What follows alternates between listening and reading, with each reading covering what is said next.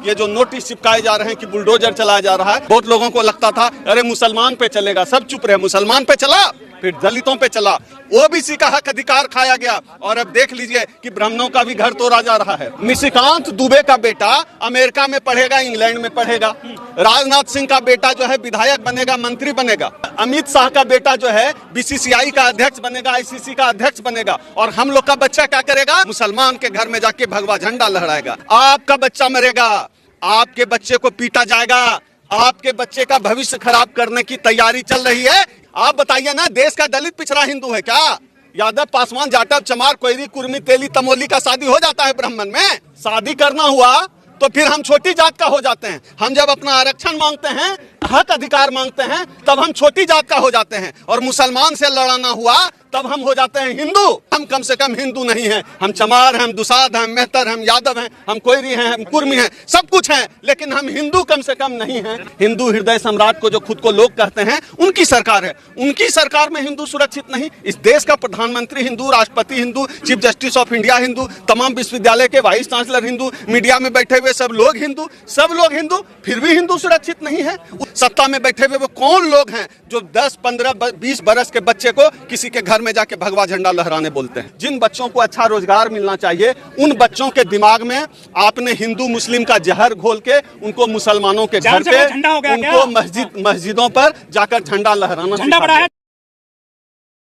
इस देश के मजलूमों के खिलाफ है, इस देश की सरकार इस देश के मेहनतकश लोगों के खिलाफ है। बहुत लोगों को लगता था अरे मुसलमान पे चलेगा, सब चुप रहे, मुसलमान पे चला, फिर दलितों पे चला, ओबीसी का हक अधिकार खाया गया और अब देख लीजिए कि ब्राह्मणों का भी घर तोड़ा जा रहा है।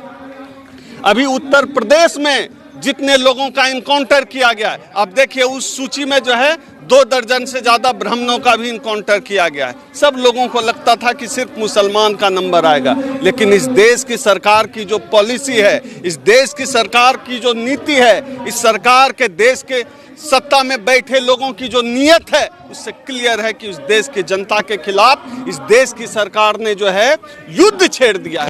कोई मुसलमान नहीं सिर्फ इनका दुश्मन है, कोई किसी दलित के खिलाफ सिर्फ ये बात नहीं करेंगे। ये नोटिस, मैं यह मानता हूं कि ये जो नोटिस चिपकाए जा रहे हैं कि बुलडोजर चलाया जा रहा है, यह इस देश के 90% लोगों के घरों पर यह नोटिस चिपकाया गया। मुझे लगता है इस देश को अब गृह युद्ध में झोंकने की तैयारी शुरू हो गई है।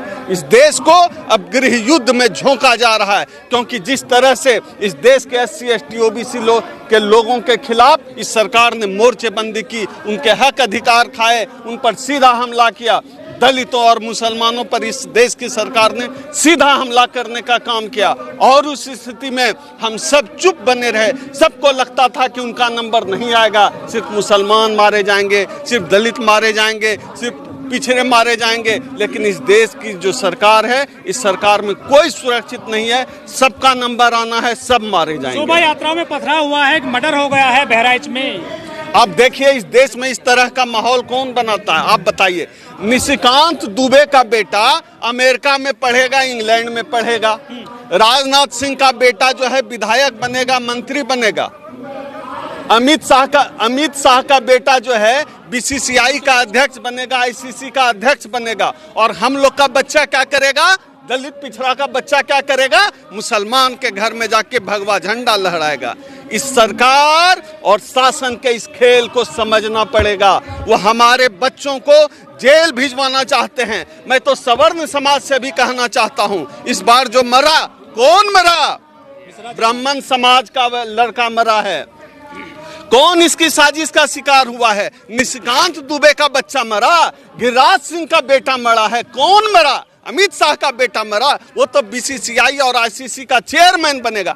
आपका बच्चा मरेगा, आपके बच्चे को पीटा जाएगा, आपके बच्चे का भविष्य खराब करने की तैयारी चल रही है। इस सरकार के इस खेल को आपको समझ लेना पड़ेगा। अगर सरकार के इस खेल को नहीं समझे, सबका नंबर आएगा। इस बात को, मेरी बात को कान खोलकर सुन लीजिए, सब नंबर आएगा, कोई नहीं बचने वाला है इस सरकार में। अरे वो तो धार्मिक यात्रा निकाल रहे थे, वरना कट जाओगे, इलाज होगा भी। नहीं, ये जो कहते हैं एक नहीं होंगे तो कट जाएंगे। कौन एक है?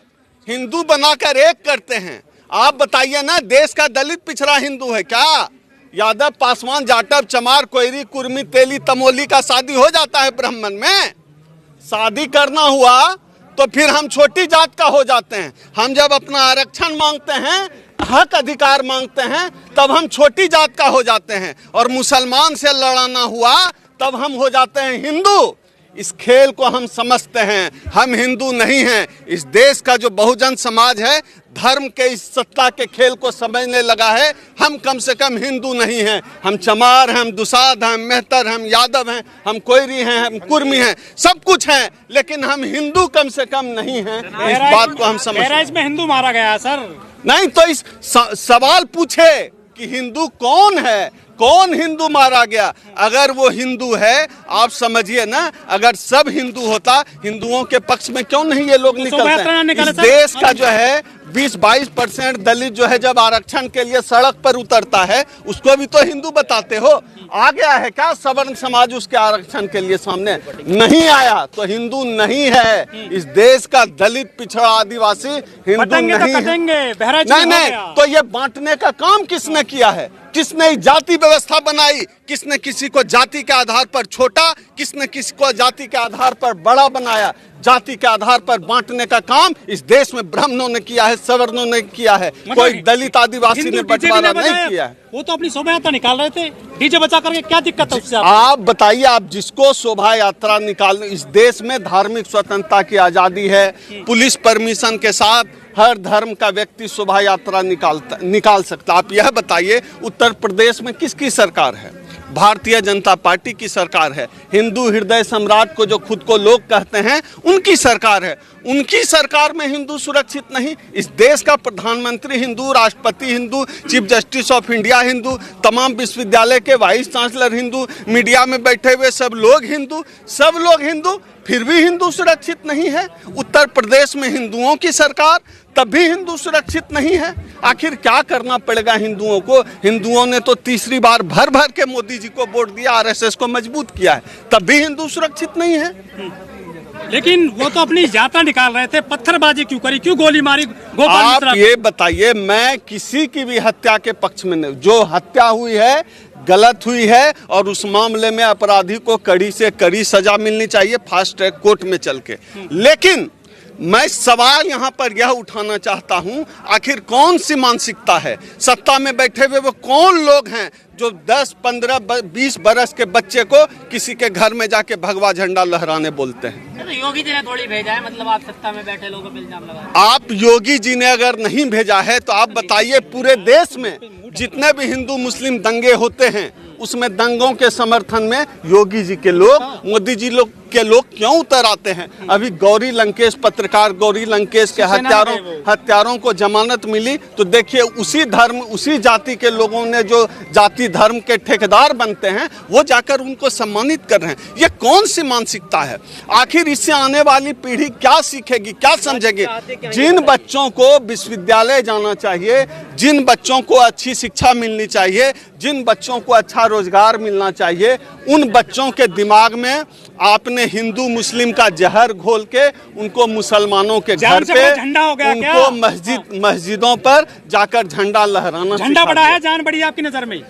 बात झंडा और जान की है ही नहीं, बात उस मानसिकता की है, बात उस शक्ति की कर रहा हूं, जो शक्ति उनको पावर दे रही है, जो शक्ति उनके दिमाग में जहर घोल रही है कि जाके मस्जिद पे झंडा लगाओ, जाके मुसलमान के घर पे झंडा लगाओ। तो क्या हो गया, गोली मारेंगे क्या?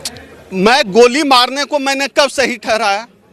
किसी भी तरह का अपराध हर मामले में गलत है, लेकिन इस तरह का धार्मिक जहर उगलना, इस तरह का धार्मिक उन्माद फैलाना, स्कूल कॉलेज जाने की उम्र में जय श्री राम का झंडा निकाल के जुलूस निकालना, मस्जिद में जाकर जो है जय श्री राम भगवा झंडा लहराना, ये सही है क्या?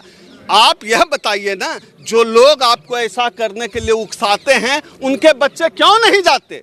गिरा